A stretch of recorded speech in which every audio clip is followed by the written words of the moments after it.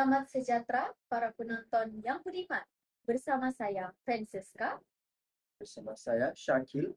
dan saya Irgina. Anda sedang menonton berita pendidikan khas di mana kami membincangkan isu-isu penting berkaitan pendidikan murid berkeperluan khas di Malaysia.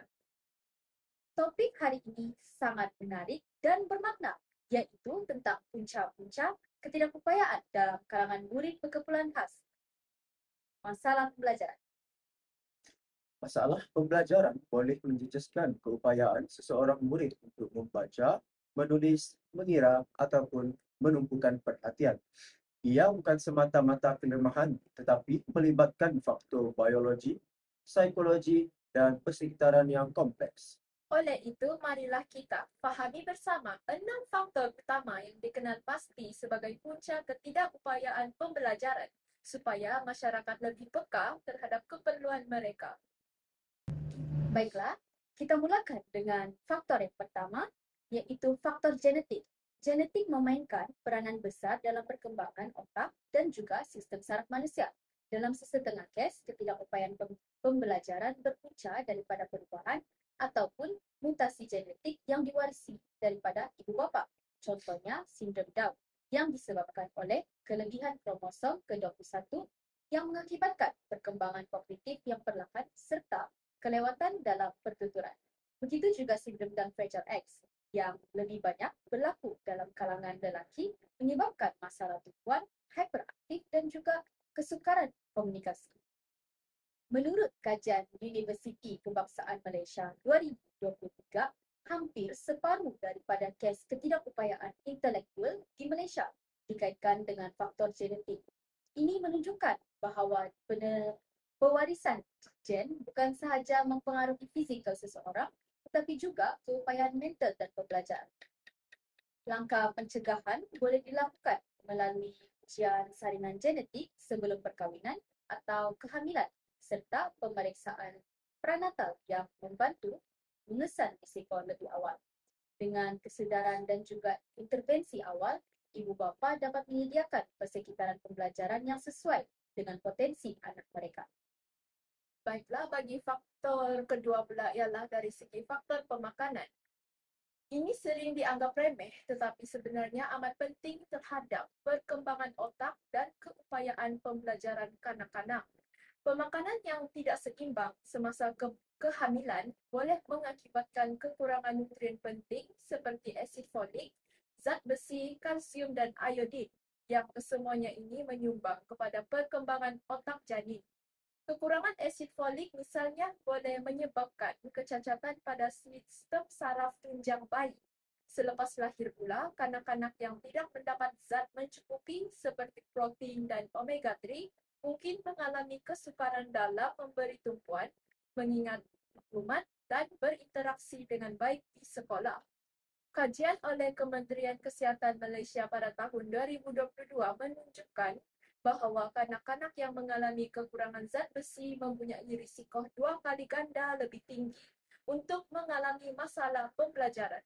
Selain itu, tabiat pengambilan makanan segera dan tinggi gula turut menjejaskan fungsi otak dan emosi anak-anak. Oleh itu, ibu bapa perlu memastikan anak mendapat diet seimbang, termasuk buah-buahan, sayur-sayuran, dan makanan berprotein tinggi. Okey, kita akan pergi kepada faktor seterusnya iaitu faktor kemalangan. Faktor ketiga ialah kemalangan fizikal, terutamanya yang melibatkan kecederaan di kepala. Ramai tidak menyedari bahawa trauma kepala yang teruk boleh menyebabkan kerosakan kekal pada bahagian otak tertentu. Sebagai contoh, kemalangan jalan raya, jatuh dari tempat tinggi ataupun terhantuk dengan kuat boleh merosakkan bahagian frontal lobe yang bertanggungjawab terhadap kemahiran berfikir dan membuat keputusan. Ini menyebabkan murid mengalami kesukaran menumpu, mengingat serta mengawal emosi. Kanak-kanak yang pernah mengalami traumatic brain injury (TBI) perlu menjalani proses pemulihan jangka panjang seperti fisioterapi, terapi pertuturan dan sokongan psikologi. Kajian oleh Hospital Kuala Lumpur mendapati bahawa kira-kira 30% kanak-kanak yang mengalami kecederaan otak memerlukan sokongan pembelajaran khas. Langkah pencegahan termasuk penggunaan topi keledar, pengawasan di kawasan permainan serta pendidikan keselamatan jalan raya boleh mengurangkan risiko kecederaan yang boleh menjejaskan masa depan mereka. Faktor keempat ini agak menyeluruh, iaitu jangkitan yang berlaku sebelum, semasa dan selepas kelahiran. Semasa dalam kandungan atau dikenali sebagai peringkat pranatal, jangkitan seperti rubella, toxoplasmosis atau sifilis boleh menjejaskan perkembangan otak bayi janin. Bayi yang dijangkiti mungkin lahir dengan kecacatan penglihatan, pendengaran ataupun ketidakupayaan intelektual. Ketika kelahiran pula dikenali sebagai peringkat perinatal. Komplikasi seperti kekurangan oksigen atau kelahiran prematur boleh menyebabkan kerosakan pada sel otak. Manakala selepas kelahiran dikenali sebagai pasca-natal, jangkitan seperti meningitis dan encephalitis boleh merosakkan sistem saraf pusat. Menurut Pertubuhan Kesihatan Sedunia (WHO), jangkitan pranatal merupakan antara penyumbang utama kepada kes ketidakupayaan pembelajaran global. Maka penjagaan kesihatan ibu mengandung, imunisasi lengkap dan pemantauan bayi selepas lahir amat penting untuk mencegah risiko ini. Faktor kelima ialah trauma emosi dan psikologi yang sering diabaikan tetapi memberi kesan besar terhadap pembelajaran. Kanak-kanak yang mengalami penderaan fizikal, emosi atau pengabaian akan membesar dengan perasaan takut, tertekan dan hilang keyakinan diri.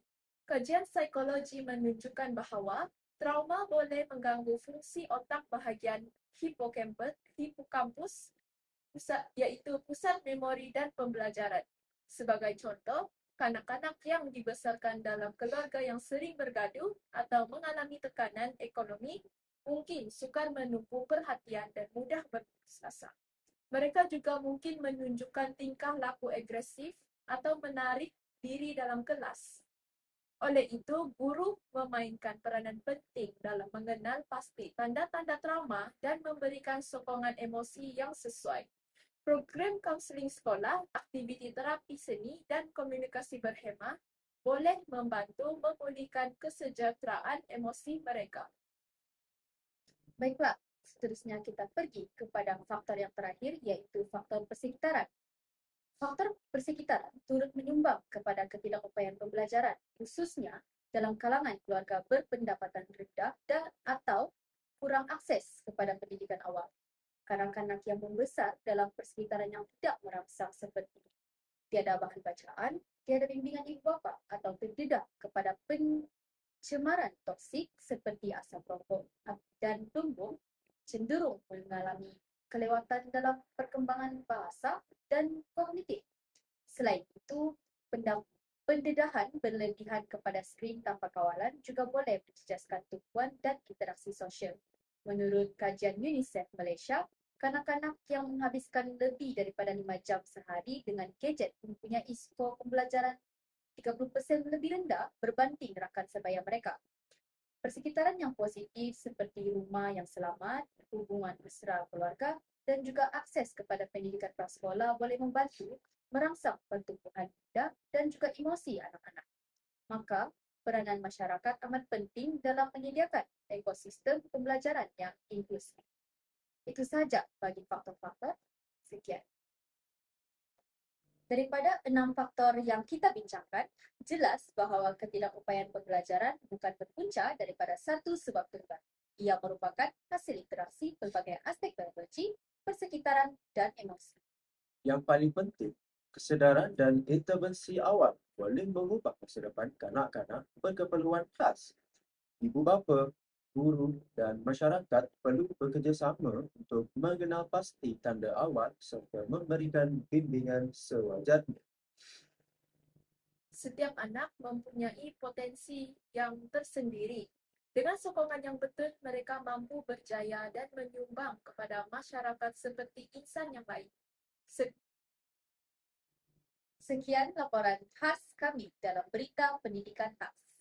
Teruskan bersama kami dalam usaha menyebarkan kesedaran tentang pendidikan inklusif. Saya Irdina bersama Francesca dan Syakil mengucapkan terima kasih dan sampai jumpa lagi dalam siaran akan datang.